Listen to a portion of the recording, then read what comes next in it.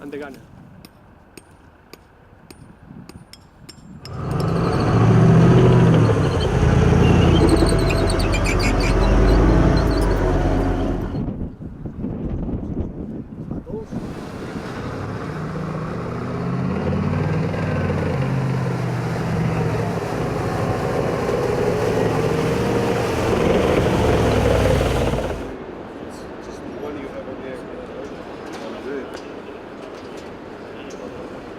Give me the keys.